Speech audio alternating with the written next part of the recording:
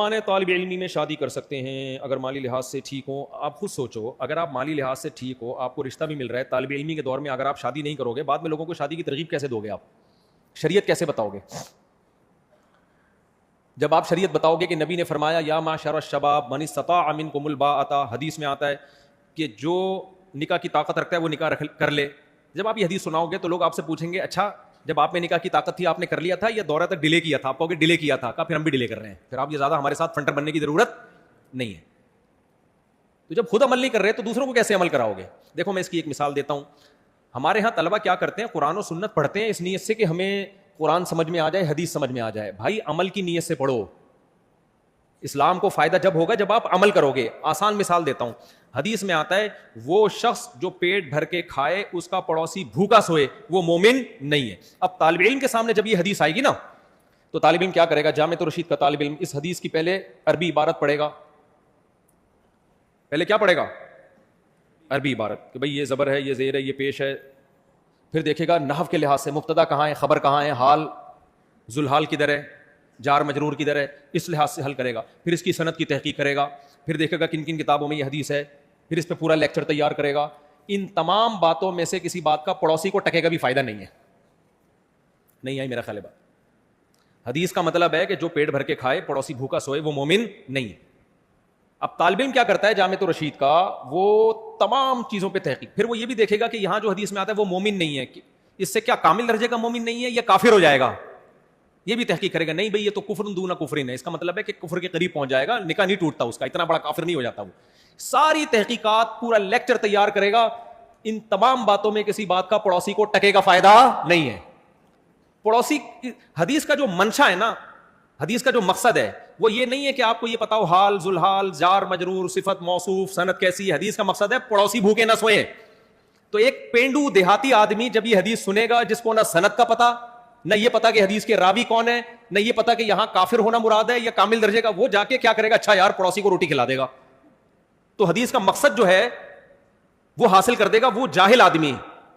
کیا خیال ہے؟ تو اسی طرح یاد رکھو جب ہمارے طلبہ کے سامنے یہ حدیث آتی ہے نا کہ اے نوجوان ہو تم میں جو نکاح کی طاقت رکھتا ہے نکاح کر لے, اس کا مقصد کیا ہے؟ اس طالب علم کو بھی زنا سے بچانا, اس جوان کو. لڑکیوں کی بروقت شادی ہو جائے سوسائٹی میں تاکہ نوجوان لڑکے جب جلدی نکاح کریں گے تو لڑکیوں کی بھی شادی جلدی ہوگی, باپوں کو بیٹیوں کو گھر بٹھانا نہیں پڑے گا, وہ بھی برائی کی طرف نہیں جائیں گی, مینٹلی ہیلتھ بھی اچھی ہوگی, نسل بھی بڑھے گی, خاندان آباد ہوگا. جب گروتھ ریشو بڑھے گا مسلمان قوم پاورفل ہوگی, جوانوں کا ریشو بڑھ جائے گا, بوڑھوں کا ریشو کم ہو جائے گا. تو ہر لحاظ سے امت اسٹیبل ہوگی, کمانے والے زیادہ اور کھانے والے کم.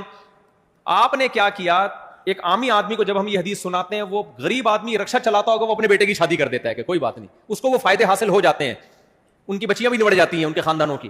لیکن جب جامع رشید کے طالب علم کے سامنے یہ حدیث آئے گی تو کہے گا یہ حدیث بخاری میں بھی ہے مسلم میں بھی ہے, تو پہلے تو یہ متفق علیہ حدیث ہے. امتحان میں اگر آ گیا کہ یہ حدیث کہاں کہاں ہے تو میں بتا دوں گا بخاری میں بھی ہے اور مسلم میں بھی, متفق علیہ حدیث. امتحان میں دوسرا سوال آئے گا اس حدیث کے راوی کون ہے, تو یہ سوال کا جواب بھی عبداللہ بن مسعود رضی اللہ تعالیٰ عنہ حدیث کے راوی ہے. نمبر 3 امتحان میں تیسرا سوال آئے گا من استطاع منکم الباءۃ, جو تم میں باء کی طاقت رکھتا ہے, باء کا مطلب کیا ہے تو وہ بھی بتا دے گا. استطاعت کا مطلب کیا ہے اس پہ بھی پورا لیکچر لکھ دے گا. شباب کسے کہتے ہیں بھائی؟ معاشر الشباب. حدیث میں آتا ہے اے نوجوانوں, نوجوانی کی عمر کب سے کب تک شروع ہوتی ہے؟ تو ابن حجر رحمۃ اللہ علیہ کی فتح الباری دیکھے گا پورے شباب پہ پورا لیکچر تیار کر لے گا. کم بخت کرے گا وہی بڈھا ہو کے شادی, جس سے اس کے خاندان کی لڑکیاں کا بیڑا غرق. اب جتنے طلباء جو دیر سے شادی کر رہے ہیں ان کے خاندانوں کی لڑکیاں بھی دیر سے شادی پر مجبور ہو رہی ہیں کہ نہیں ہو رہی؟ پھر ان لڑکیوں کے باپوں کی بوجھ بڑھ رہا ہے کہ نہیں بڑھ رہا؟ وہ بھی پریشان ہے ہماری بیٹیوں کے لیے رشتے نہیں ہیں. بھائی رشتے کہاں سے آئیں گے؟ آپ اپنے بیٹوں کو شادی نہیں کرنے دیتے کہ یہ پہلے پڑھائی مکمل کریں, تو جو آپ کی بیٹیوں سے شادی کرتے ان کے باپ بھی ان کو شادی نہیں کرنے دے رہے کہ وہ پڑھائی مکمل کریں. تو بیڑا کس کا غرق ہو رہا ہے؟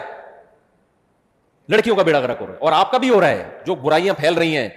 تو اس لیے میرے بھائی حدیث پر سب سے پہلے جو کام ہے نا, جس کے 100 میں سے 100 نمبر اللہ قیامت کے دن دے گا, وہ ان تحقیقات کے نہیں دے گا. جامع رشید تو آپ کو نمبر دے دے گا, آپ زبردست لیکچر آپ نے تیار کیا, 100 میں سے 100 A+ کے ساتھ آپ دورے میں کامیاب ہوئے, مگر اللہ کے امتحان میں آپ کامیاب نہیں ہوئے. اللہ کہے گا جب تو نے یہ حدیث سنی تھی اسی وقت عمل کا جذبہ پیدا ہوا 100 نمبر, جذبہ پیدا نہیں ہوا انڈا 0.